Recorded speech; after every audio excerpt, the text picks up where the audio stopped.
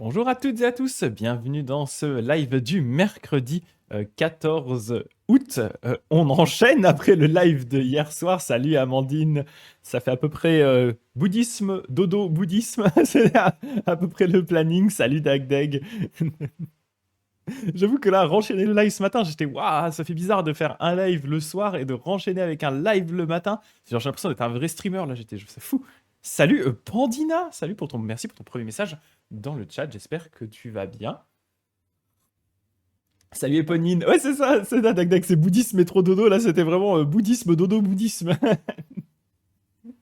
Alors j'ai lu quand même un petit peu avant de faire dodo, mais vraiment ouais, c'est assez rigolo d'enchaîner. Je crois que je l'avais pas fait comme ça, j'avais déjà fait le coup, je fais live le matin et live le soir, mais en général je faisais ça le lundi ou le mercredi. Du coup, bah, le jour d'après, je faisais pas de live, mais vraiment faire live, dodo live, c'est assez marrant, ouais. C'est assez rigolo. Avant de commencer, je voulais vous montrer un petit truc sur lequel je suis en train de bosser en ce moment. Alors, ça reste un projet qui est assez vague et je ne sais même pas encore exactement qui sera la destination, le public de ce projet-là. Pour vous expliquer un peu, moi, je suis affilié en tant que moine Jodo Shinshu, je suis affilié aux États-Unis, à la branche des États-Unis, tout simplement parce qu'il n'y a pas de temple en France, donc je n'ai pas de Shanga, donc de groupe bouddhiste techniquement en France, vu que je suis le seul moine. Et donc, et que je n'ai pas de temple et qu'il n'y a pas de temple. Donc, du coup, je suis affilié aux États-Unis. Et les personnes des États-Unis, en fait, savaient que dans mon ancienne vie, mon ancienne incarnation de Greg, je travaillais sur des formations en ligne. J'ai aidé ma femme à créer une formation en ligne de japonais. Et surtout, moi, j'étais sur le côté plus technique, genre gestion de la plateforme de formation, poser toutes ces choses-là. Oui, pas encore de temps, pas encore de temps. Voilà, je créais vraiment, j'ai vraiment créé le côté plateforme de formation. C'est ma femme qui a vraiment, elle, créé les cours, les supports, etc. Mais derrière, moi, j'étais plus sur le côté technique. Et en voyant ça, ils se sont dit, mais du coup, Greg, ça te dirait pas de construire une plateforme d'éducation sur le Jodo Shinshu en anglais? Et donc, je me suis dit, bah ouais, les gars, pourquoi pas, je peux faire ça. Donc, en fait, j'ai commencé à créer ça hier pour faire un premier draft pour leur montrer ce à quoi ça pourrait ressembler. Et donc, voilà, je peux vous le partager, hein, je vais juste vous montrer un peu à quoi ça ressemble l'idée que j'avais derrière. Donc là, j'ai utilisé une plateforme qui s'appelle System.io, qui est une plateforme française qui a l'avantage d'être gratuite quand vous faites une seule formation. Ce n'est pas une sponsor, hein, pour nos formations à nous avec Sophie, ce qui nous permet de vivre, hein, on passe par une autre plateforme qui s'appelle LearnyBox, mais là j'avais envie d'un truc qui soit très simple, donc j'ai pris System.io. Et donc l'idée en fait c'est d'avoir vraiment une plateforme de formation avec plusieurs modules. Là par exemple j'ai mis pour l'instant les cours que moi je suis en train de suivre dans le cadre du Kyoshi, donc le, on va dire le diplôme ou l'autorisation que j'aurai après pour devenir un moine qui aura l'autorisation d'avoir son propre temple et tout, c'est ce qu'on appelle le Kyoshi, qui va se solder, qui va se terminer par du coup une semaine dans un temple, mais avant je dois être formé. Et donc pour là, on a toute une série de cours sur, on va dire, la philosophie de Shinran, basée sur ce livre-là, An Introduction to Shinran Pure Land Buddhism.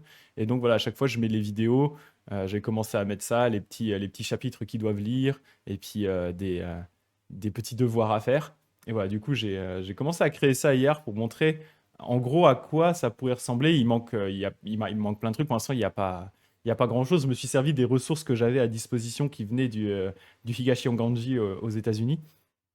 Mais voilà, il y a moyen qu'à terme, ce soit c'est cool. Par exemple, il y a toute la série de conférences qu'avait fait Révérend Paty, qui est la sensei de mon sensei, qui du coup avait fait toute une série de lectures sur les penseurs modernes de la branche Otani.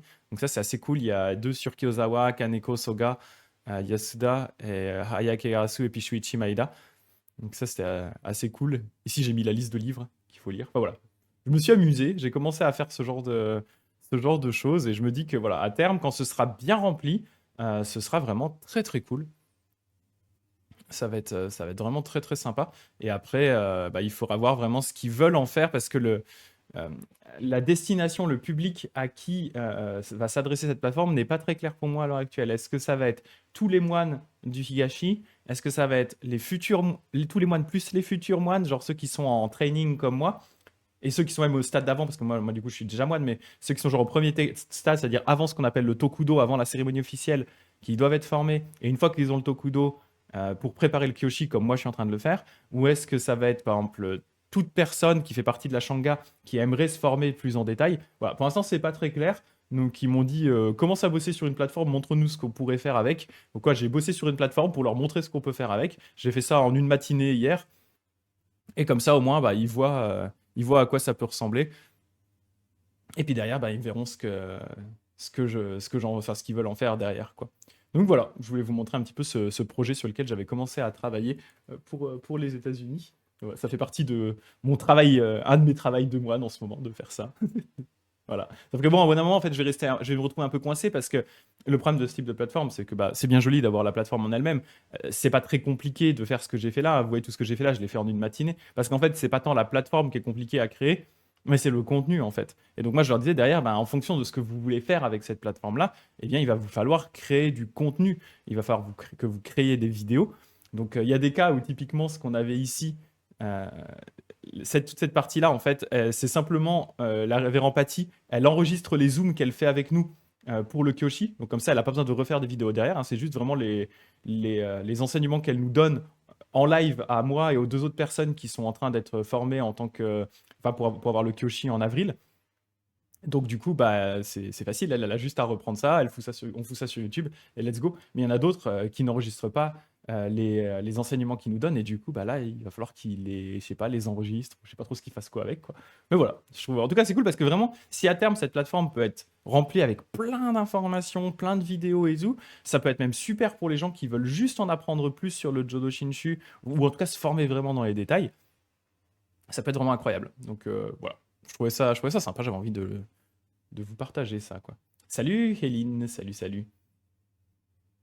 Donc aujourd'hui, je voulais continuer avec vous et terminer d'ailleurs hein, les trois sutras de la Terre pure. On était sur le troisième qui est le sutra des contemplations. On avait déjà fait le grand sutra de vie infinie qui est vraiment le sutra, on va dire, principal parmi ces trois sutras. C'est vraiment le banger, c'est le sutra principal. Donc on avait fait en pas mal de sessions parce que c'est aussi le plus long. On avait fait ensuite le petit sutra d'Amida, extrêmement rapide, une session. Vraiment quelques pages seulement ce sutra. Et là, on était dans le dernier qui est le sutra des contemplations. Le Sutra des contemplations, qui est du coup un sutra qui, comme son nom l'indique, hein, nous offre une méthode de contemplation du Bouddha Amida et de sa terre pure. Je ne vais pas forcément tout refaire le background, hein, je vais juste vous redonner très rapidement, enfin je vais vous refaire comme vaguement le background, mais je ne vais pas vous redonner tous les détails de ce qu'on a fait, parce que là on est vraiment sur la fin du sutra. Pour vous donner un petit peu le contexte, vous rappeler le contexte, hein, ce sutra, il commence par un drama, le drama, qui se passe au niveau d'un roi, d'un prince et de la reine. Le prince Ajatasattu décide de renverser son père, le roi Bimbisara. Et pour ce faire, plutôt que de le faire d'une façon douce et délicate, il décide simplement d'enfermer son père et de le laisser mourir de faim. Voilà, sympathique. La reine, voyant son mari enfermé dans une prison en train de mourir de faim, trouve un subterfuge pour aller le nourrir. Elle cache de la nourriture sur elle, elle cache des jus de fruits dans ses colliers, etc. Elle trouve des feintes, elle va voir quand même le roi en scred et elle le nourrit comme ça. Ajatasattu, le prince, découvre le poteau rose. Il se dit oula, on essaie de m'arnaquer. Il manque de tuer sa mère. À ce moment-là, ses conseillers lui disent non, non, non, tu ne peux pas tuer ta maman. Tu peux tuer ton père. C'est normal. Tous les rois ont tué leur père à un moment. Genre, c'est pas choquant, il n'y a pas de problème. Par contre, si tu commences à vouloir t'en prendre à ta maman, on a dit pas les mamans. Ajatasattu, on avait dit pas les mamans. Si tu t'en prends aux mamans, là, on se barre. Dans tous les conseillers, on dégage. On rage quit. On rage quit le royaume. C'était bon, tu te débrouilles. On veut pas traîner avec un mec comme toi, quoi. Voilà, c'est traditionnel. Le roi, tuer le roi, c'est traditionnel, ça compte pas. Par contre, on a dit on touche pas les mamans. Donc, Ajatasattu, il touche pas les mamans et ben, il la balance. Juste, il l'enferme dans un coin du palais. Elle est bien traitée, mais elle est juste enfermée, quoi. Et voilà, il l'enferme au fin fond du palais, dans ses appartements, et tu dis, tu te débrouilles. La reine est très déprimée par toute cette histoire. Elle sait que son mari est en train de mourir de faim. En plus, tout ça est la faute de son fils. Bon, voilà, c'est un peu chaud comme histoire, quoi. Et donc, par tristesse, elle s'en remet au Bouddha. Et elle va commencer à appeler le Bouddha. Aussi parce que hein, Bimbisara, le roi, hein, le mari de la reine Vaidéhi, eh bien, le roi était un fervent bouddhiste lui-même. Donc, eh bien, elle se décide d'appeler le Bouddha. Le Bouddha se téléporte dans le palais, là où se trouve la reine, et il va commencer à lui enseigner quelque chose. Ce qu'il lui enseigne, c'est eh bien, ses contemplations de la terre pure. Parce qu'il dit à la reine, je vois que ta vie en ce moment est merdique, il y a la possibilité de renaître dans une terre pure, je te laisse choisir laquelle. Donc il lui propose un éventail de terre pure, il sort son nuancier à terre pure, comme ça, là. Il sort son nuancier à terre pure, il dit, voilà, regarde toutes ces terres pures, je te les montre, choisis. Et donc elle choisit la terre pure du Bouddha Amida, qui est la terre pure la plus classique, qui est celle vraiment qui est considérée comme la meilleure, etc., etc. Et donc elle se dit, je veux renaître dans cette terre pure-là. Et donc le Bouddha Shakyamuni lui dit, ok, du coup je vais t'apprendre comment visualiser cette terre pure pour pouvoir y renaître. Et donc, tout le reste du sutra se base sur ces différentes contemplations. On va vous expliquer comment contempler le Bouddha, on va vous expliquer comment contempler son environnement, comment contempler les bodhisattvas qui l'accompagnent, Kannon, le bodhisattva de la compassion, Daiseishi, le bodhisattva ou Mahastamaprapta, le bodhisattva qu'on va considérer de la sagesse. Comment on visualise tout ça. Donc c'est là où on en était, et vers la fin, le sutra prend une tournure un petit peu bizarre, parce qu'on vous dit, une fois que vous avez contemplé l'environnement, la terre pure, que vous avez contemplé les personnes qui sont, c'est-à-dire vraiment les Bouddhas et le Bouddha et les bodhisattvas, eh bien vous allez contempler les êtres qui vont pouvoir renaître dans cette terre pure. Et ces êtres, ils sont organisés en 3 catégories avec 3 sous-catégories. Donc en fait, 9 sous-catégories d'êtres qui vont pouvoir renaître dans la terre pure. Il y a 3 catégories, il y a une catégorie d'êtres supérieurs, une catégorie d'êtres moyens, une catégorie d'êtres inférieurs, avec à chaque fois 3 sous-catégories.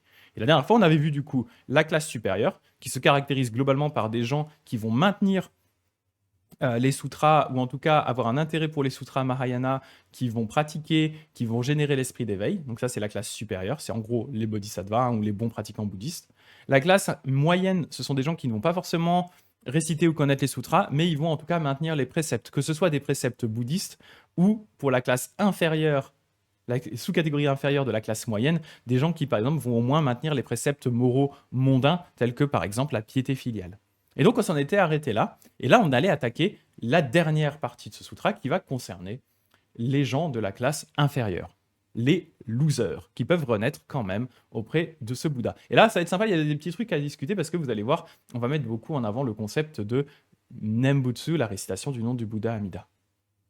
Donc on va lire ça ensemble, la 16e contemplation. Le Bouddha dit à Ananda et Vaidéhi, voici quels sont ceux qui renaissent au sommet de la classe inférieure. Donc c'est inférieur, mais les mecs qui sont au-dessus de la classe inférieure, en haut de la classe inférieure. Peut-être y a-t-il des êtres vivants qui ont commis beaucoup d'actions mauvaises, mais sans médire des sutras développés.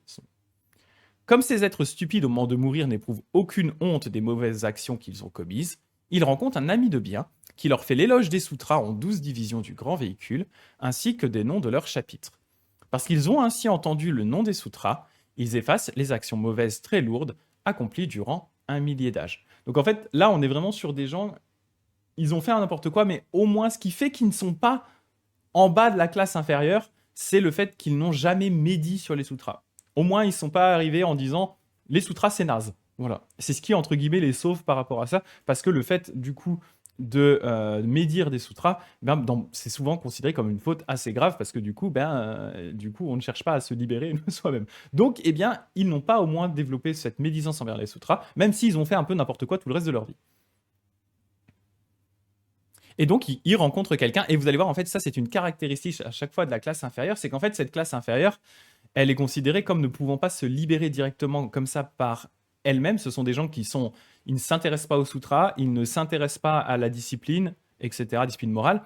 Donc, en fait, ils ont besoin à un moment que quelqu'un vienne les voir pour leur enseigner le bouddhisme, pour les sortir de ça. Et donc, c'est ce qui se passe là pour les 3 sous-catégories de la classe inférieure, de la catégorie inférieure. À chaque fois, ils vont rencontrer un ami de bien, donc quelqu'un qui va leur enseigner quelque chose par rapport au bouddhisme. Et c'est grâce à ça qu'ils vont pouvoir renaître dans la terre pure, grâce aux enseignements de cette personne-là.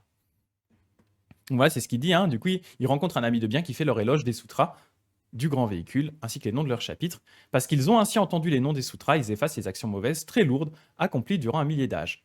Et là, c'est important, ce sage leur apprend alors à joindre les mains et à dire révérence au Bouddha sans mesure, Namo Amida Butsu, ou en raccourci, comme il l'a mis ici, Namandabu, Namo Amida Butsu, Namandabu, Namandabu. Dans la version japonaise, c'est assez fréquent de le raccourcir parce que, notamment dans le Jodo Shinshu, on considère qu'en fait, ce ne sont pas les mots en eux-mêmes du Nembutsu qui sont importants, c'est l'état d'esprit qui va avec, et c'est en fait un moyen de remercier le Bouddha. Et donc en fait, il n'y a pas de souci à vraiment le rendre plus léger, plus simple, plutôt que le Namo Amida Butsu très formel. Eh bien, on peut simplement dire Namanda Butsu, Namanda Butsu, Namanda. C'est assez classique dans le Jodo Shinshu. Moi, j'utilise quasiment qu'une version raccourcie, en fait, par exemple. Et donc, à cause de la récitation du nom du Bouddha, ils effacent les fautes commises dans la naissance et la mort durant 5 millions d'âges. Et donc ça, pareil, c'est quelque chose qui est très classique pour les êtres de cette classe inférieure, c'est que grâce au Nembutsu, on va avoir vraiment un effet efficace du Nembutsu qui va effacer les fautes qu'ils ont commises pendant énormément d'âges cosmiques, et donc c'est grâce à cet effacement des fautes qu'ils vont pouvoir renaître dans la Terre pure.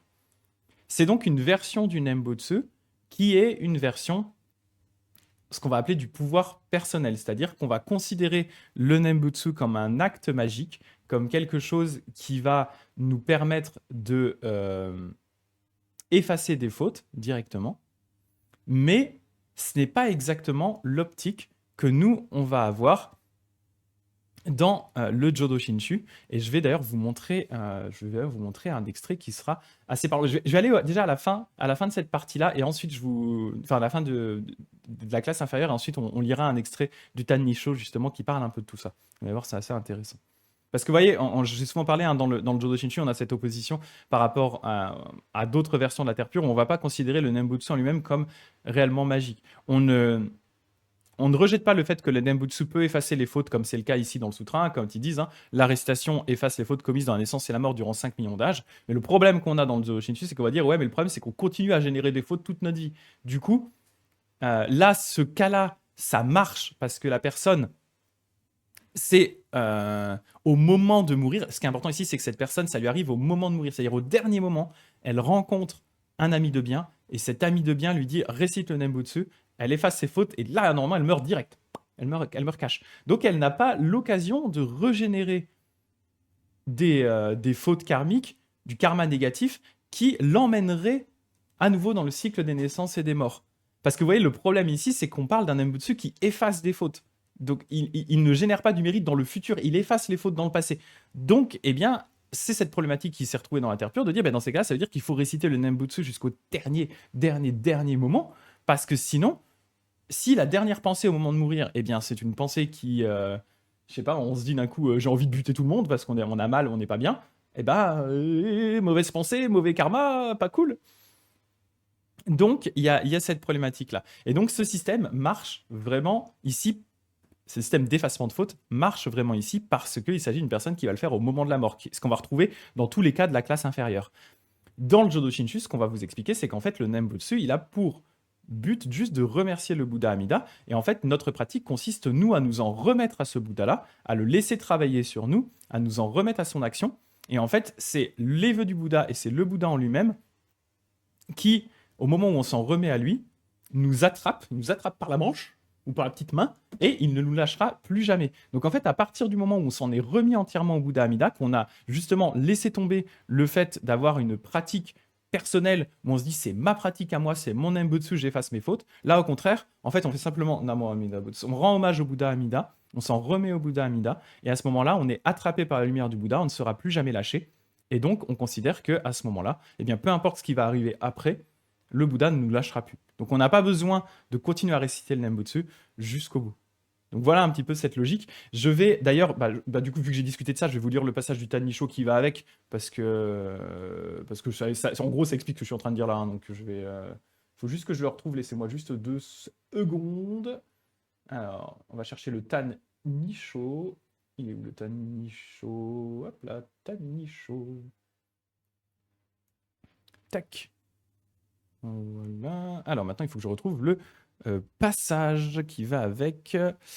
Alors, c'est un peu plus bas. Heureusement, c'est pas un texte qui est très très long.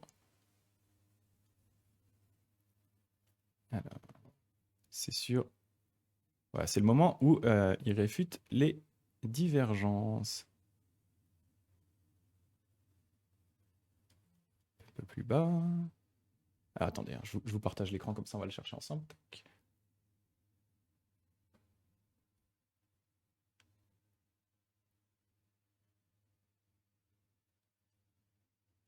Alors, hop, c'est encore plus bas. Ah voilà, c'est ici. Alors, je vous le mets, hop, voilà. Chapitre 14. Et bon, on rejoint vraiment cette discussion-là. Certains disent, donc ici l'idée dans cette partie, en fait dans le Tannisho, en gros on a 2 parties. On a une partie qui est l'auteur Yuen, qui est un disciple de Shinran, qui se rappelle les paroles de Shinran et qui les met par écrit. Et une deuxième partie où c'est Yuen qui réfute certaines pensées ou certaines phrases qu'il a entendues qu'il trouve être erronées. Donc là on est dans la deuxième partie, et justement la partie qui dit ici c'est Certains disent on doit croire que les fautes lourdes de 8 millions de kalpa, donc de 8 millions d'airs cosmiques, sont effacées au premier Nembutsu. Donc c'est vraiment le cas qu'on a ici dans le Sutra des Contemplations qu'on est en train de voir. Hein. On dit, avec le Nembutsu, on peut effacer les fautes de plusieurs millions d'airs cosmiques. Donc voilà ce qu'ils veulent dire. Supposons un homme qui a perpétré les fautes des 10 mauvaises actions, des 5 perversions. Donc ça, c'est vraiment ce qu'on va retrouver dans la classe la plus basse de la classe la plus basse. C'est le bas du bas. C'est-à-dire ils ont vraiment commis les pires atrocités. Donc supposons qu'un homme qui a perpétré les 10 mauvaises actions et les 5 perversions, et qui n'a jamais dit le Nembutsu en temps ordinaire, mais s'il commence à le dire pour la première fois au moment de la mort en suivant l'enseignement d'un ami de bien, alors il va naître dans la terre pure en effaçant les fautes de 8 millions de kalpas lorsqu'il le dit pour la première fois, en effaçant les fautes lourdes de 80 millions de kalpas lorsqu'il le dit pour la 10e fois. Là, ici, il paraphrase ce qu'on va voir un petit peu plus bas dans le sutra, sur justement ce que je dis, la classe inférieure de la classe inférieure. C'est exactement ce qui se passe. Des gens qui ont fait vraiment les pires dingueries toute leur vie, au moment de mourir, ils rencontrent un ami de bien qui leur dit « Gars, t'es dans la merde, récite le Nembutsu ». Le gars, il fait « D'accord, je récite le Nembutsu ». Et en restant le Nembutsu, ils effacent des fautes. Et donc, on dit 8 millions. Et en plus, c'est cumulatif. Donc, 8 millions la première fois. Et donc, s'il le fait 10 fois, c'est cumulatif 80 millions d'airs cosmiques de fautes qui sont effacées. Donc ça, c'est typiquement l'argumentaire qu'on a dans le sutra. Maintenant, ce qu'il nous dit ici, cela signifierait-il que certains parlent d'un seul Nembutsu et de 10 Nembutsu pour nous faire connaître la gravité respective des 10 mauvaises actions et des 5 perversions? Ce serait donc le bienfait de l'effacement des fautes. Cela n'égale pas encore notre foi. Donc en fait, ce qu'ils disent ici, c'est que ce passage-là a pour but de nous faire connaître l'efficacité du Nembutsu, mais aussi la gravité des différentes fautes, pour dire essayer de ne pas les commettre quand même. Mais on parle ici du coup de l'efficacité de l'effacement des fautes. Et ils disent cela n'égale pas encore notre foi dans ce qui est le Jodo Shinshu. Voilà pourquoi. Il nous dit au moment où surgit le premier Nembutsu, parce que nous avons été éclairés par la lumière d'Amida, nous sommes dotés de la foi du diamant. Donc au moment vraiment où on s'en remet au Bouddha Amida, de tout notre cœur, où vraiment notre vision du monde change parce que on a vu vraiment, on a compris les vœux du Bouddha, on s'en remet à l'action de cette compassion et de cette sagesse infinie, à ce moment-là, on est doté de ce qu'il appelle la foi de diamant. C'est une foi qui ne peut pas être altérée. Et il nous a donc déjà introduit dans le groupe des fixés dans le vrai.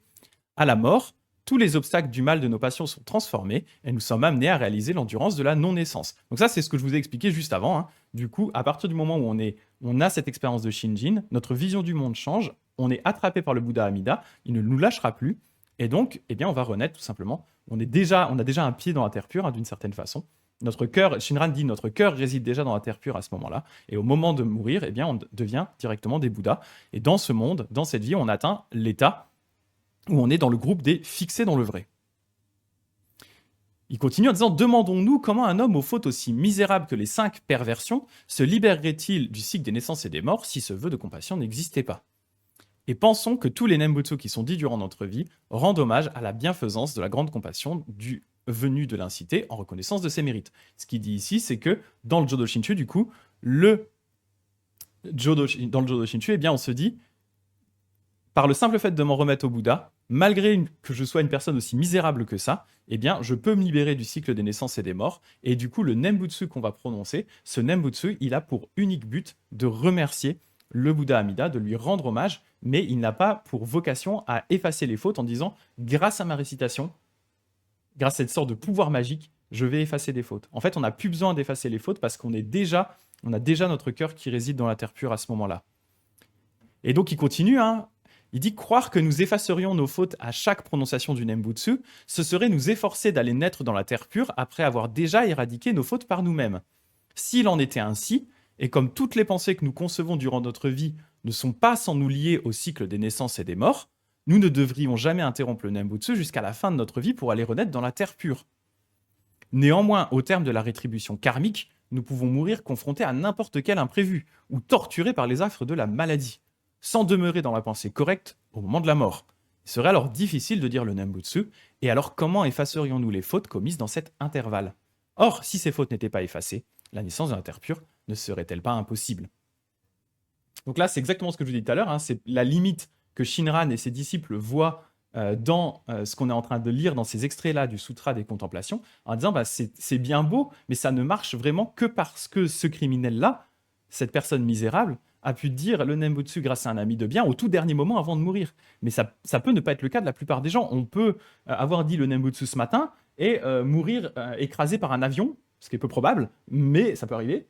Mourir écrasé par une voiture, peut-être plus, en sortant prendre son pain. Et à ce moment-là, on se fait choper par derrière par la bagnole, on n'a pas le temps de dire le Nembutsu. Donc si on applique cette logique du Sutra des Contemplations, eh bien, les fautes karmiques qu'on a pu réaliser entre le matin et le soir, eh bien, seraient suffisantes pour faire en sorte qu'on ne naisse pas dans la terre pure. Parce qu'on ne s'en est pas entièrement remis au Bouddha Amida et qu'à la place, eh bien, on se base uniquement sur notre pouvoir personnel pour effacer des fautes à grands coups de Nembutsu. Donc voilà, Shinran dit, bah ouais, le Sutra des Contemplations, c'est cool, mais ça marche que dans un cas extrêmement précis, qui n'est finalement pas un cas très commun, en fait. La plupart des gens meurent soit de façon imprévue, dans leur sommeil ou parce qu'il y a un accident ou je sais pas quoi, soit dans des moments où ils souffrent énormément. Donc, voilà quoi, c'est pas évident à ce moment-là de pouvoir dire le Nembutsu au dernier moment, en fait. Et donc, il termine en expliquant ici, mais si nous nous confions au vœu à l'embrassement indéfectible, donc le 18e vœu du Bouddha Amida, nous obtiendrons aussitôt la naissance dans la terre pure, même si nous mourrons par quelque imprévu ou en commettant des actes fautifs sans dire le Nembutsu. Parce qu'on est attrapé par le Bouddha Amida, on s'en est remis entièrement à lui, donc il ne peut plus nous lâcher, on est fusionnel avec le Bouddha.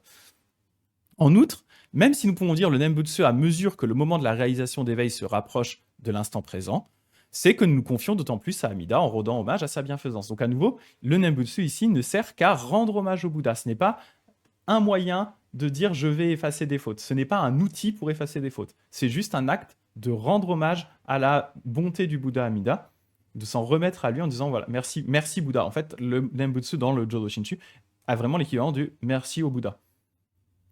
Vouloir effacer ses fautes, c'est la mentalité du pouvoir personnel. Et comme c'est le but principal de ceux qui prient pour avoir la pensée correcte au moment de la mort, ceux-ci n'ont pas la foi du pouvoir autre. Et ça, là, il tacle un petit peu certains disciples de Honen qui, justement, vont vous dire que, eh bien, il y a toute une branche des disciples de Honen dont la théorie est de dire, justement, vous devez réciter le Nembutsu un maximum de fois dans votre vie de tous les jours pour que ça devienne tellement un réflexe que peu importe ce qui se passe au moment de votre mort, vous soyez capable de le réciter pour pouvoir derrière être sûr que voilà, le dernier moment, au moment de mourir, ce sera un Nembutsu, vous effacez toutes vos fautes, vous renaissez dans la terre pure.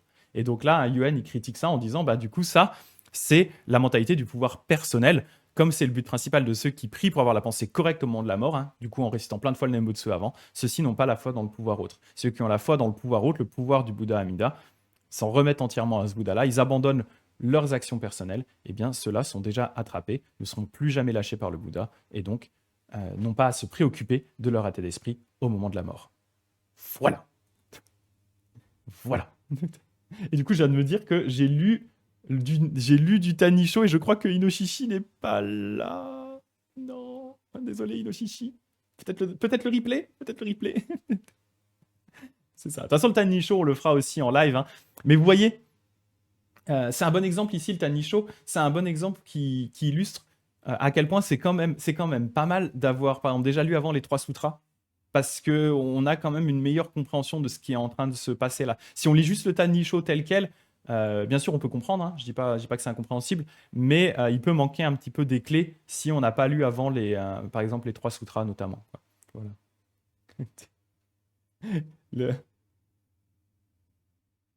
Voilà. Alors, je regarde un peu ce que vous m'avez dit, parce que bien sûr, là, à nouveau, ce que je présente ici, c'est le point de vue du Jodo Shinshu. Je ne dis pas que c'est le seul point de vue qui est valable. Je dis toujours que le Jodo Shinshu, par rapport à la plupart des points, est assez extrême dans sa compréhension.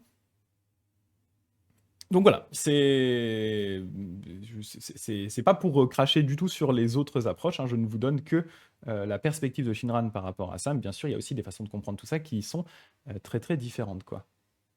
Voilà. Alors, je regarde un peu ce que vous m'avez dit de drama et dharma. Il faut que je remonte loin. Oui, et Pauline qui dit Dagda, attention quand tu critiques les sutras qui ont des répétitions. Oh, mais il est long le sutra, ça répète tout le temps là, avec ses descriptions infinies, ça. J'avoue que des fois c'est assez long quand même. Dans le chinois, ça arrive qu'on raccourcisse. Ah oui, on a parlé du raccourcissement du Nembutsu. Ça arrive qu'on raccourcisse Namo à Mitofo en Mitofo. Ouais, voilà. Parce que je pense que c'est attention à partir du moment où tu le récites, à un moment, soit parce que tu le récites beaucoup de fois, naturellement, il va tendance à avoir il va être mâché un petit peu. Ou alors, nous, c'est vraiment, je sais pas, dans le Nembutsu, il y a un côté un peu J'ai du mal à savoir pourquoi nous, dans le Jodo Shinshu, on le raccourcit comme ça naturellement, mais il y a un côté peut-être plus proche, un peu comme une sorte de surnom ou un mot qui est plus affectueux. Je sais pas, quelque chose qui marque un peu d'une certaine façon notre rapprochement avec le Bouddha, je trouve. Voilà. Et Pauline qui dit le Jodo Shinshu répond vraiment bien à un sentiment, répond à vraiment bien à un sentiment très humain de culpabilité. Je suis assez d'accord, ouais. Oui, le Boeing rond-point devant la boulangerie. Non, mais c'est ça, hein, s'il y a un Boeing qui se crache sur toi quand tu es en train d'aller chercher ton petit-déj, tes croissants du samedi matin, ben voilà. Et t'as pas forcément le temps de dire le Nembutsu avant, quoi. Ouais. Et voilà, comme dit Dagdeg, hein, cette notion de pouvoir autre est vraiment très centrale chez Shinran, hein. C'est vraiment, bah, concrètement, hein, s'il y a un point important à retenir dans Shinran, c'est par rapport, ce qui va le différencier vraiment des autres, hein, c'est cette idée de pouvoir autre, de Shinjin de pouvoir autre, cette idée qu'en fait, Shinran, cette idée de pouvoir autre, elle vient vraiment du fait que euh, pour lui, et ça vient de sa propre introspection, hein, on n'est pas capable de se libérer par nous-mêmes. Donc comme on n'est pas capable de se libérer par nous-mêmes, eh bien, derrière, il faut que quelqu'un nous aide. Et comme les Bouddhas sont compassion et sagesse absolue, eh bien, il s'en remet au Bouddha et dit, bah, si moi, je suis pas capable de me sauver par moi-même, moi, et Shinran dit toujours ça, hein, Shinran qui dit, moi qui étais un moine toute ma vie, qui n'ai pas su garder les préceptes, qui suis vraiment, entre guillemets, un moine de pacotille, euh, je ne suis pas capable de m'aider par moi-même, c'est pas possible que le Bouddha m'abandonne, donc en fait, je vais simplement m'en remettre à quelque chose de plus grand que moi, qui est le Bouddha. Et en fait, par cet acte de s'en remettre au Bouddha, en fait, d'une certaine façon, on diminue vraiment son ego, on diminue sa puissance d'une certaine façon, et, et on regarde une autre forme de puissance dans le Bouddha. Et cet acte, c'est vraiment pour ça que j'aime bien lire pas mal de choses sur les mystiques en ce moment, parce que pour moi, c'est cet acte, c'est vraiment un acte central qu'on retrouve dans quasiment toutes les formes de mysticisme, où en fait, l'idée, c'est vraiment bah, d'une certaine façon, de ne plus faire obstacle au travail du Bouddha, en disant, bah ouais, moi je suis pas capable de me libérer par moi-même, je suis pas capable de réellement aider les autres par moi-même, par mon propre pouvoir, je vais laisser le Bouddha Amida travailler sur moi, travailler sur les autres, et à partir de là, en fait, je vais me transformer doucement. Voilà. Voilà, c'était l'occasion en tout cas de voir un extrait du Tanisho qui, du coup, illustre et puis reprend très très bien, hein, cette thématique du Sutra des contemplations ici, hein, et vous allez voir quand on arrivera à peine plus bas, c'est vraiment, il fait une paraphrase, hein, de toute cette partie-là, de la classe inférieure, inférieure, inférieure. Donc là, on en était à la classe supérieure de la classe inférieure, hein, donc on disait c'est quelqu'un qui, du coup, il n'a pas médit sur les sutras, mais il a quand même fait pas mal de merde dans sa vie, quoi. Et donc, à cause de la récitation du nom du Bouddha, ce qu'on voyait, il efface les fautes commises dans la naissance et la mort durant 5 millions d'âges. À ce moment-là, le Bouddha envoie un Bouddha d'apparition, un Avalokiteshvara d'apparition, un Mastamaprapta d'apparition, qui, parvenu jusqu'à ses pratiquants, les loue en disant « Fils de bien, parce que tu as récité le nom du Bouddha, tu as anéanti tes mauvaises actions, et moi, je viens t'accueillir. » Après ces paroles, les pratiquants voient la lumière du Bouddha d'apparition inonder leur demeure. Et en vue cela, ils sont remplis de joie, et ils meurent immédiatement. Dead. Drop dead. Montant sur une fleur de lotus en joyau, ils suivent le Bouddha d'apparition et renaissent au milieu d'un étang de joyaux. Après 7 fois, 7 jours, la fleur de lotus vient à s'ouvrir. Quand elle est ouverte, le Bodhisattva Avalokiteshvara, de grande compassion, et Mahastamaprapta, genre lui on lui dit pas de grande sagesse, mais non, Mahastamaprapta, demeure au sein d'une grande lumière, en présence de ces êtres, et leur enseigne les sutras très profonds des 12 divisions. En entendant cela, ces êtres se mettent à croire et ils produisent le désir de la voie insurpassable. Vous voyez, hein, ici on est du coup typiquement en présence de personnes qui n'étaient pas réellement bouddhistes, hein. On leur a juste dit, t'es en train de mourir, tu vas avoir des problèmes, récite le Nembutsu, ils font, ok, je récite le Nembutsu. J'ai jamais critiqué les sutras, mais bon, ça m'a pas plus intéressé que ça, quoi. Et donc c'est dans la terre pure, dans cette terre pure provisoire, hein, parce que là on parle pour Shinran d'une terre pure provisoire, que là du coup ils vont commencer à pratiquer. Puis dès petits âges, ils atteignent la connaissance des 100 phénomènes et entrent dans la première étape des bodhisattvas. Voilà donc ce que l'on dit renaître au sommet de la classe inférieure. Obtenir d'entendre le nom du Bouddha et le nom de la loi, c'est aussi entendre le nom de la communauté.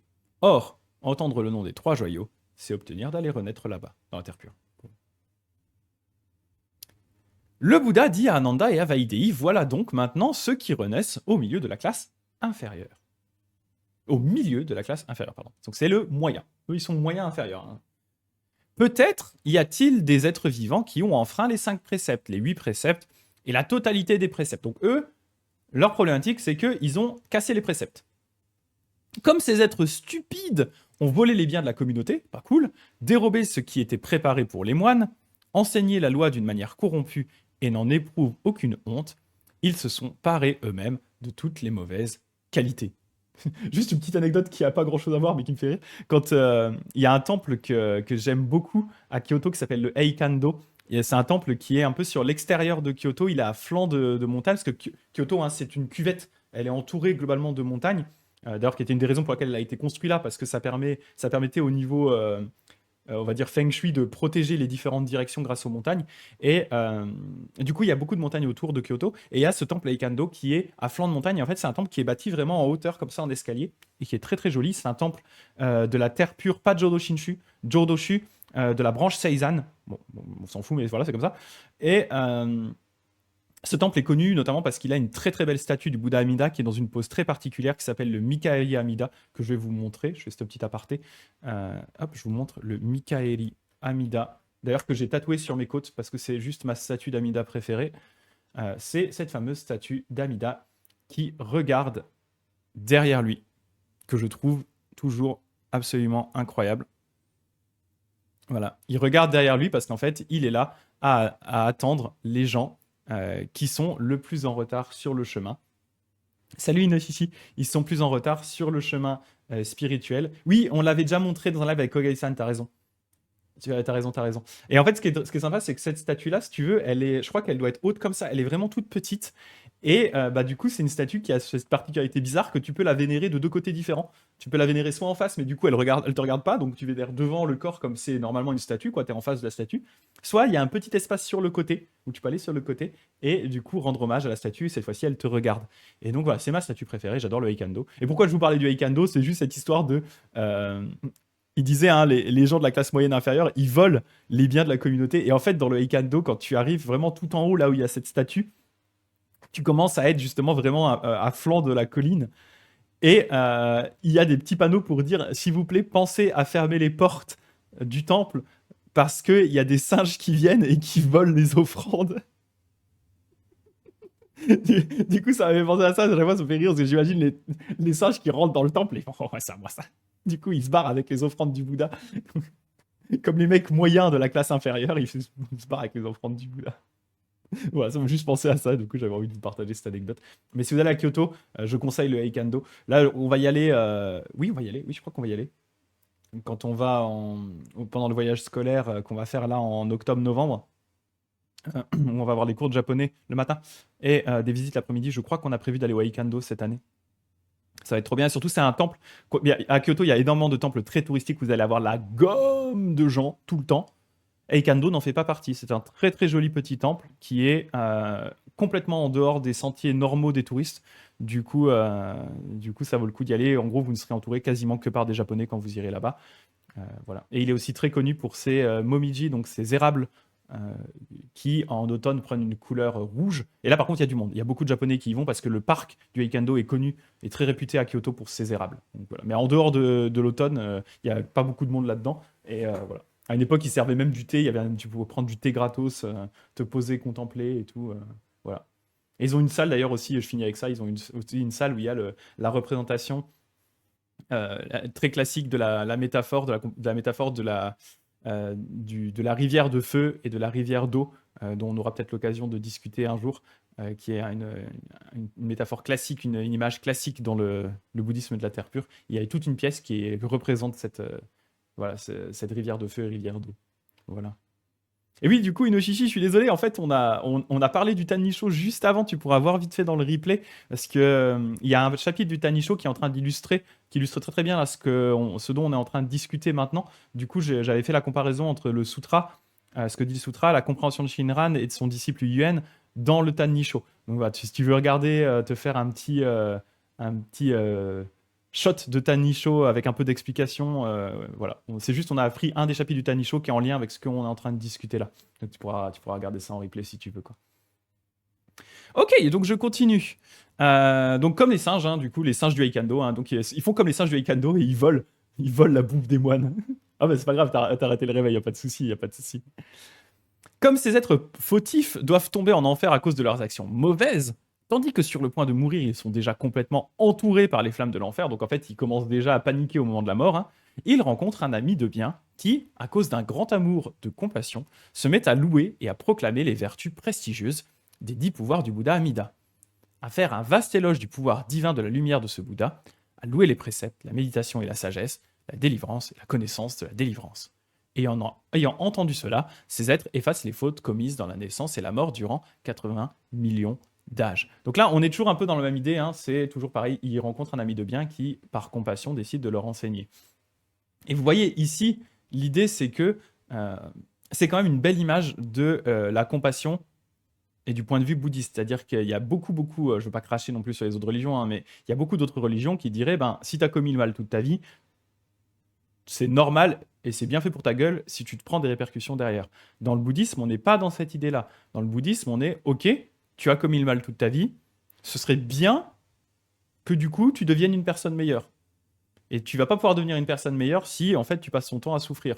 Donc, le mieux, c'est de tomber sur quelqu'un qui va pouvoir t'aider à ce moment-là, qui va du coup t'emmener dans une terre où tu vas pouvoir suivre les enseignements, et là, tu vas pouvoir devenir quelqu'un de meilleur. C'est exactement le cas d'Angulimala, hein, par exemple, hein, Angulimala, le fameux coupeur de doigts, un des disciples du Bouddha historique, qui a commis énormément de méfaits dans sa vie, et en fait, en rencontrant le Bouddha, il se rend compte qu'il a mal agi, et grâce au Bouddha, il va pouvoir derrière se transformer, renoncer à son ancienne vie. Donc, on n'a pas dans le bouddhisme cette idée réelle de vengeance nécessaire. C'est-à-dire que si on peut éviter à quelqu'un qui se prenne les effets karmiques de ce qu'il a fait et derrière le pousser justement à devenir une personne meilleure, à se transformer, eh bien, on le fait. Tout simplement parce que, eh bien, il y a l'importance de l'impermanence de toute chose. Donc, c'est pas parce qu'une personne a été mauvaise dans cette vie-là qu'elle sera forcément mauvaise dans la suivante ou mauvaise à l'instant d'après. Il y a possibilité, tout le monde a la possibilité de changer grâce à l'impermanence de toute chose. Et donc, le but des Bouddhas et des Bodhisattvas, eh bien, c'est d'aider tous ces êtres, même ceux qui sont les pires personnes.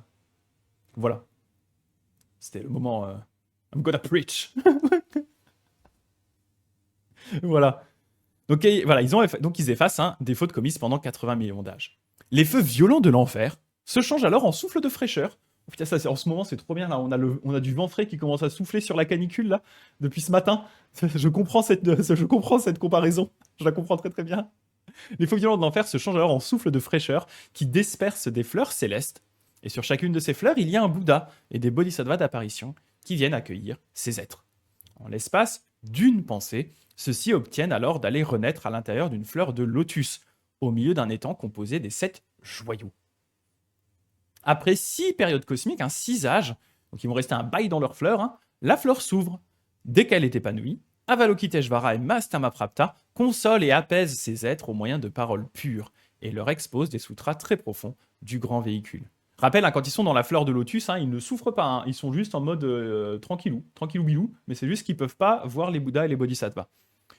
Dès qu'ils ont entendu cet enseignement, ils produisent le désir de la voie insurpassable. Et vous voyez, à nouveau, hein, le but ici, c'est de transformer ces êtres hein, qui ont été mauvais toute leur vie, plutôt que de te dire, t'as été mauvais toute ta vie, bien fait pour ta gueule, va en enfer, démerde-toi. C'est plutôt, ok, si j'ai moyen de faire en sorte que tu puisses avoir une meilleure renaissance pour pouvoir ensuite pratiquer et devenir quelqu'un de meilleur, eh bien, on va le faire.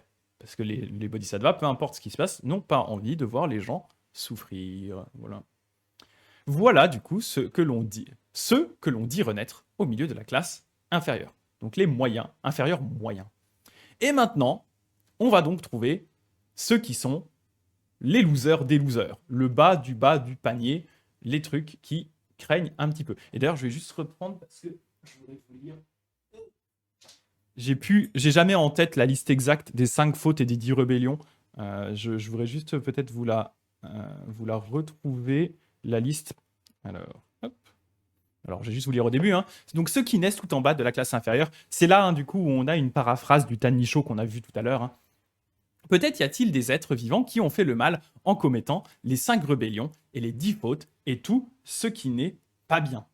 Alors, justement, je vais regarder les êtres inférieurs de la classe inférieure juste pour relister, grâce à toujours ce livre hein, de Jérôme Ducor qui est bien détaillé, qui va nous permettre du coup de nous éclairer là-dessus normalement. Hein.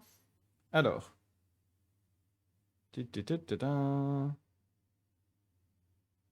Alors, est-ce qu'il les liste? Ah oui, il les a pas listés. Ah non?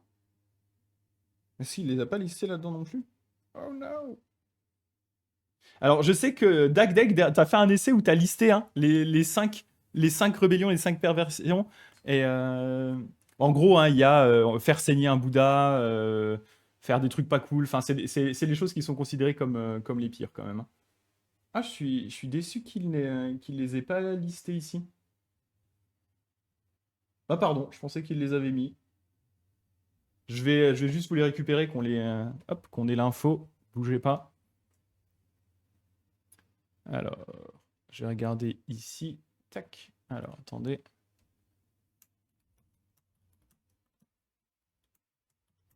Alors, les 5 fautes graves. Voilà. Tuer son père, tuer sa mère. Bon, Ajatasattu, il a fait le premier déjà, hein. Tuer son père, tuer sa mère, tuer un Narat, blesser un Bouddha, provoquer le discorde dans la communauté bouddhiste. Voilà. Et les 10 fautes. Hop, pardon. 10 fautes. C'est les 10 mauvaises actions. Voilà. Alors, les 10 mauvaises actions, elles sont... Est-ce que j'arrive à retrouver ça rapidement? Bon, après, c'est pas en soi très dramatique, hein, si je les ai pas directement. Parce que là, ouais, je ne les retrouve pas directement. Je les connais pas en détail. Mais voilà, en tout cas, c'est des gens qui ont fait des trucs pas cool, hein. On va simplifier. Parce que là, je les ai plus en tête. Donc, puis c'est pas en soi très critique, on s'en fiche un petit peu. Dans tous les cas, Shinran part du principe qu'il les a faites. Donc voilà, que les êtres normaux ont tendance à les faire. Alors bien sûr, on évite de tuer son papa et sa maman, hein, bien sûr, hein. Mais voilà, on a tous commis des fautes, on a tous blasphémé d'une façon ou d'une autre. Voilà, on a tous fait des trucs comme ça, quoi. Donc peut-être, voilà, donc qui ont fait vraiment le mal en commettant les 5 rébellions, les 10 fautes, tout ce qui n'est pas bien. Comme ces êtres stupides, du fait de leurs mauvaises actions, doivent tomber dans les mauvaises destinées, y passer de nombreux âges et y endurer des souffrances interminables, voilà qu'au moment de mourir, ces êtres stupides rencontrent un ami de bien qui leur apporte toutes sortes d'apaisements, leur expose la loi merveilleuse et leur apprend à méditer sur le Bouddha. Mais ces êtres, opprimés par la souffrance, sont bien incapables de méditer sur le Bouddha. Là, ici, on a un point qui est intéressant, hein, qui est de dire que en fait, c'est sûr que la plupart des gens, d'autant plus dans des situations de crise, ne sont pas capables de générer une réelle méditation sur le Bouddha, d'autant plus basée sur un manuel aussi compliqué que le Sutra des Contemplations l'est lui-même. Donc, ces êtres sont bien incapables de méditer sur le Bouddha. Alors, cet excellent ami de bien leur dit, si tu ne peux pas méditer, tu dois au moins dire le nom du Bouddha de la vie infinie. Comme ces êtres, avec le cœur sincère, se mettent à réciter 10 fois sans interruption révérence au Bouddha sans mesure, Namandabu, à cause de la récitation du nom du Bouddha, à l'instant même, ils effacent les mauvaises actions commises dans la naissance et la mort durant 8 millions d'âges. Au moment de la mort, ils voient une fleur de lotus pareille à un soleil demeurer devant eux. Alors, en l'espace d'une pensée, ils vont renaître dans le monde du suprême bonheur, à l'intérieur d'une fleur de lotus. Donc là, ici, hein, on a quand même un point qui est important. C'est cette idée de dire que, eh bien, en fait, si tu n'es pas capable de méditer, il te reste la récitation du nom du Bouddha. Ça, c'est un point qui est vraiment important quand même. Il te reste toujours la récitation du nom du Bouddha, qui est d'une certaine façon, qui peut remplacer cette action de méditation qui, bien sûr, pour la plupart des êtres, est beaucoup trop compliquée. Dès que sont accomplis 12 grands âges, la fleur de lotus s'ouvre. Avec une voix pleine de la grande compassion, Avalokiteshvara et Mahastamaprapta enseignent largement à ces êtres le caractère véritable de tous les phénomènes et la méthode qui permet de supprimer les fautes. Ayant entendu cela, ces êtres sont remplis de joie et en temps opportun, ils produisent le désir de l'illumination. Voilà ce que l'on dit renaître tout en bas de la classe inférieure. Donc vraiment, à la classe inférieure, on parle de gens qui, potentiellement, comme Ajatasattu, ont tué leurs parents, enfin en tout cas leur père, ils ont fait saigner le Bouddha, ils se sont attaqués au Bouddha, ils se sont attaqués aux moines. Donc on parle vraiment des gens qui, d'un point de vue bouddhiste, ont commis les pires fautes. Et pourtant, même ces gens-là ne sont pas exclus par les Bouddhas et les Bodhisattvas qui continuent à œuvrer pour leur libération en permanence. Donc voilà, c'est un point qui est ici assez important, bien sûr. Ah voilà, Éponine qui a les 10 mauvaises actions, pardon. J'ai autorisé parce que ça a bloqué, je pense, à cause des termes. Excuse. Voilà, ça a affiché. Voilà. Euh, est-ce que j'ai eu une petite coupure là? Parce que j'ai un message bizarre. Euh, Donc voilà, Éponine qui disait du coup les 10 mauvaises actions, tuer, voler, agresser sexuellement, parole fausse, parole malhonnête, mal intentionnée, parole méchante, diffamation, convoitise, volonté de nuire à autrui, vifosio dharma. Voilà, c'est ça. Donc en fait, c'est des choses que, voilà, il y a des trucs qu'on va de toute façon les faire, hein. Je veux dire, parole fausse, parole mal intentionnée, parole méchante, voilà. On a beau faire ce qu'on veut, on en a tous fait, hein, là-dessus. Là-dessus, voilà quoi. Merci Pauline, hein, d'ailleurs, c'est trop, trop bien ça. Volonté de nuire à autrui, voilà. Même si on est quelqu'un de cool, ça arrive que des fois on se dise putain, lui c'est vraiment un bâtard. Voilà.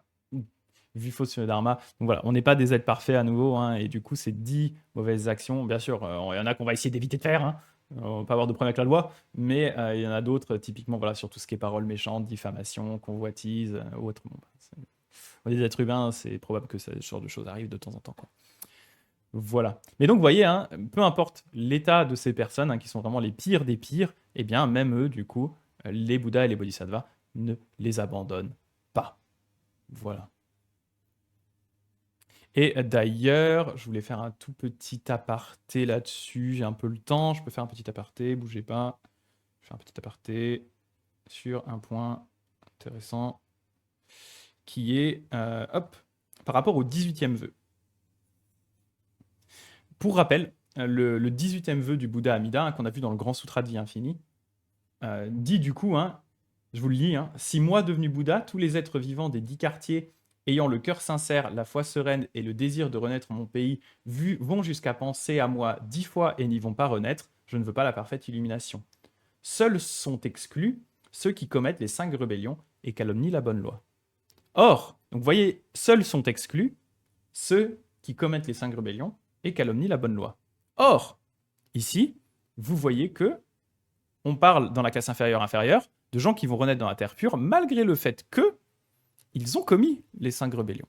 Donc les commentateurs ont dû un petit peu s'arracher les cheveux et galérer à réconcilier les deux sutras parce qu'il y en a un qui dit si vous commettez les 5 rébellions, vous ne pouvez pas renaître dans la terre pure, et il y a l'autre qui dit bah si vous faites les 5 rébellions, vous pouvez renaître dans la terre pure quand même. Voilà. Donc, il y a eu des explications. Il y a une explication qu'on trouve notamment dans le Kyogyo-Shinsho de Shinran, où il reprend une discussion de Tanluan et une discussion de Shandao sur ce point-là, où en fait, ce qui va être expliqué, hein, c'est que globalement, les 5 rébellions en fait, ne sont pas problématiques pour renaître dans la Terre pure. Tout simplement, s'il y a une clause d'exclusion dans le Grand Sutra, c'est pour rappeler aux gens que bah, essayez d'éviter de tuer des gens, s'il vous plaît. Évitez de tuer votre papa et votre maman. Si vous pouvez éviter, ce serait bien. Donc c'est pour inciter les gens à ne pas le faire, mais ce n'est pas réellement un concept d'exclusion. Et derrière, dans le Grand Sutra, dans le 18e vœu, il y a aussi, du coup, le fait de calomnier la loi, hein, qui calomnie la bonne loi. Et bien là, le fait de calomnier la loi n'apparaît pas ici dans le Sutra des Contemplations. Donc il y a eu deux avis un peu différents par rapport à ça que Shinran cite. Il y a Tan Luan, donc un des maîtres chinois, qui dit que il n'y a pas de souci avec les 5 rébellions, vu que c'est marqué dans le Sutra des Contemplations que ces gens-là ne sont pas exclus. Par contre, il n'y a rien qui dit que les gens qui calomnient réellement la loi bouddhiste eh bien, peuvent vraiment renaître dans la terre pure. Donc, il dit pour lui, ça, il ne faut pas le faire. Shandao, lui, il va plus loin. Donc, Shandao, qui est un autre maître chinois qui arrive plus tard. Shandao, qui est d'ailleurs vraiment le maître chinois de la terre pure, hein, le plus important, notamment pour le bouddhisme de la terre pure en Chine. Shandao, il dit non, en fait, même le fait de calomnier la loi, si derrière la personne, elle change d'avis et elle s'en remet vraiment au Bouddha, si elle récite le Nembutsu, qu'elle change d'avis, à ce moment-là, il n'y a pas de souci. C'est pas un précepte bloquant, c'est pareil. C'est juste pour éviter de faire en sorte que les gens calomnient les enseignements bouddhistes. Mais derrière, s'ils l'ont fait et qu'ils changent d'avis, eh bien, en réalité, il n'y a pas de souci pour renaître dans la terre pure. Donc voilà, c'est compris vraiment comme étant une mise en garde plus que réellement une réelle exclusion des gens. Voilà. C'est ça. Voilà donc ceux que l'on dit renaître tout en bas de la classe inférieure. Voilà donc la méditation sur la classe inférieure qu'on appelle la 16e contemplation. Et c'était donc la dernière contemplation du Sutra des Contemplations. Conclusion. Quand le Bouddha eut achevé ce discours, Vaidéhi, donc la reine, hein, et 500 demoiselles d'honneur, il y en avait beaucoup, ayant entendu ce que le Bouddha avait dit, purent voir aussitôt, au moment voulu, le monde du suprême bonheur, la terre pure du Bouddha Amida, et ses immenses caractéristiques. Elles obtinrent de voir le corps du Bouddha Amida et les deux bodhisattvas, Kannon et Seishi. De la joie leur naquit au cœur, et elles s'exclamèrent « Cela ne s'est jamais vu dans le passé ». Réalisant un grand éveil, elles obtinrent la conviction que toutes choses sont sans naissance. Les 500 demoiselles d'honneur produisirent le désir de la suprême et parfaite illumination, ainsi que le vœu de renaître en ce pays-là. L'honoré du monde leur prédit d'une manière complète, donc le Bouddha Shakyamuni, leur prédit d'une manière complète qu'elles iraient toutes renaître là-bas, et qu'une fois nées dans ce pays, elles obtiendraient le recueillement qui met en présence de tous les Bouddhas. Des dieux innombrables produisirent alors le désir de la voie insurpassable. Là-dessus, Ananda se leva de son siège. Adressant la parole au Bouddha, il lui dit « Honoré du monde, quel sera le nom de ce sutra? Que devons-nous recevoir et garder comme l'essentiel de cet enseignement ?»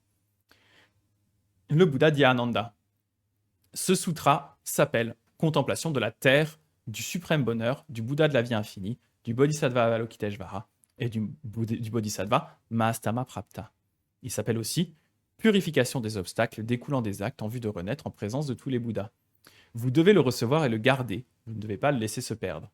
Réaliser un tel recueillement, c'est obtenir de voir, en ce corps même, le Bouddha de la vie infinie et les deux grands sages.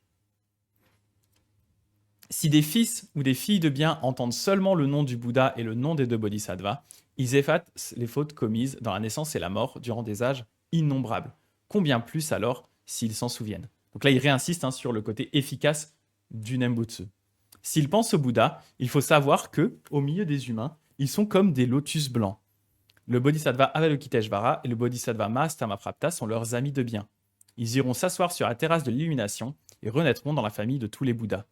Là, ici, ce passage-là, il y a un côté presque plus Jodo Shinshu là-dessus, où vraiment, s'ils pensent au Bouddha, en fait, s'ils s'en remettent vraiment au Bouddha, alors ils sont au milieu des humains comme des lotus blancs, donc vraiment une fleur extrêmement rare. Ils sont les amis de Avalokiteshvara, donc de Kannon et Seishi, et ils iront s'asseoir sur la terrasse de l'illumination, renaîtront dans la famille de tous les Bouddhas. Donc là, ici, pour Shinran notamment, ça montre à nouveau l'efficacité du fait de penser et de s'en remettre au Bouddha Amida. Et là, il y a un point qui est extrêmement important, pareil pour les commentateurs, c'est cette phrase. Le Bouddha dit à Ananda, aime à garder ses paroles. Or, donc à garder ce sutra, or, garder ses paroles, c'est garder le nom du Bouddha de la vie infinie.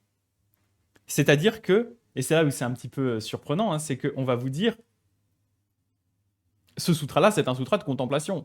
On a passé des pages et des pages à vous expliquer des méditations ultra compliquées sur la terre pure, comment visualiser les bassins d'eau, les arbres, les joyaux, les machins et tout, la lumière.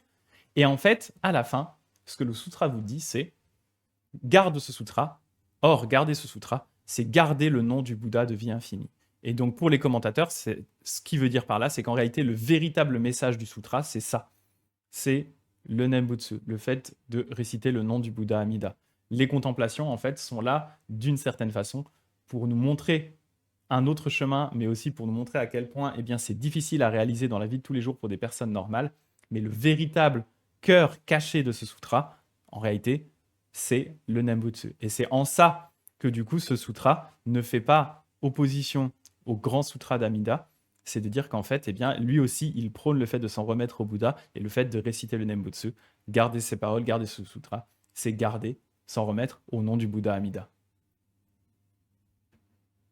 Quand le Bouddha eut fini de parler, ça c'est très important du coup ici. Quand le Bouddha eut fini de parler, le vénérable descendant de Modgala, Ananda et Vaidéhi, ayant entendu ce que le sutra avait dit, éprouvèrent une grande joie. Là-dessus, l'honoré du monde s'élança à travers les airs et regagna le mont Vautour. Ananda se mit alors à enseigner largement à la grande assemblée, ce qui fut exposé plus haut. Les dieux innombrables, ainsi que les dragons et les génies, ayant entendu ce que le Bouddha avait dit, éprouvèrent tous une grande joie. Rendant hommage au Bouddha, ils se retirèrent. Sutra des paroles du Bouddha sur la contemplation de vie infinie. Et voilà, nous avons donc terminé officiellement sur cela les 3 sutras de la Terre pure, et ça nous aura pris 20 séances tout pile, 20 sessions de live tout pile pour couvrir les 3 sutras. Donc merci à toutes et à tous qui m'avoir suivi là-dessus. Voilà, j'espère qu'en tout cas c'était intéressant. J'ai essayé là d'un peu plus appuyer parce que vraiment ce dernier passage du sutra pour Shinran notamment, mais pour aussi voilà, les commentateurs de la Terre pure et tout, c'est un passage qui est très important. Donc voilà, c'est pour ça que j'insiste un peu dessus aussi, quoi. Et je regarde un petit peu ce qu'Epony disait, hein, ces mauvaises actions sont avant tout un développement plus détaillé des 5 préceptes. Il est plus simple de s'acquitter de la transgression des 5 préceptes alors que les 5 rébellions sont très dures à s'acquitter, bien sûr. Ouais. Parce que les 5 rébellions touchent à la piété filiale, c'est ça.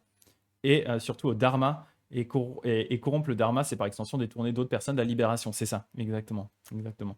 Ce qui est un manque terrible, car très rare de rencontrer le dharma. Exactement. Donc tu rends un truc rare, tu le rends encore plus rare par tes actions. Et effectivement, du coup, ce n'est pas cool du tout. Voilà. Voilà pour ce sutra des contemplations et donc pour ces 3 sutras de la Terre pure. Je suis vraiment content qu'on ait réussi à faire déjà les 3 sutras. C'est cool. C'est cool.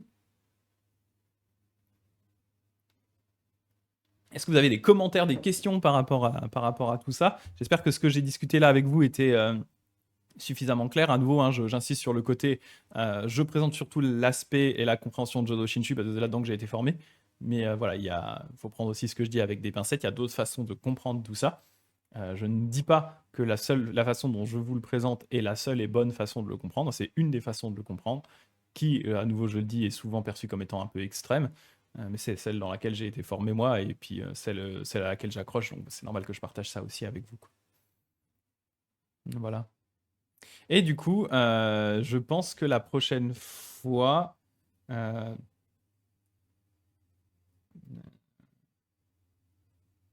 Ouais, je pense que la prochaine fois, on va attaquer un texte de Shinran pour changer un petit peu. C'est vrai que là-dedans, dans ce livre, hein, il reste encore aussi le traité de la Terre pure de Vasubandhu, mais on le fera peut-être plus tard. Là, j'avais bien envie justement d'attaquer un peu plus d'écrits de Shinran. Donc je pense qu'on attaquera le livre sur le vrai bouddhisme de la Terre pure de Shinran que j'avais commencé à scanner de mon côté.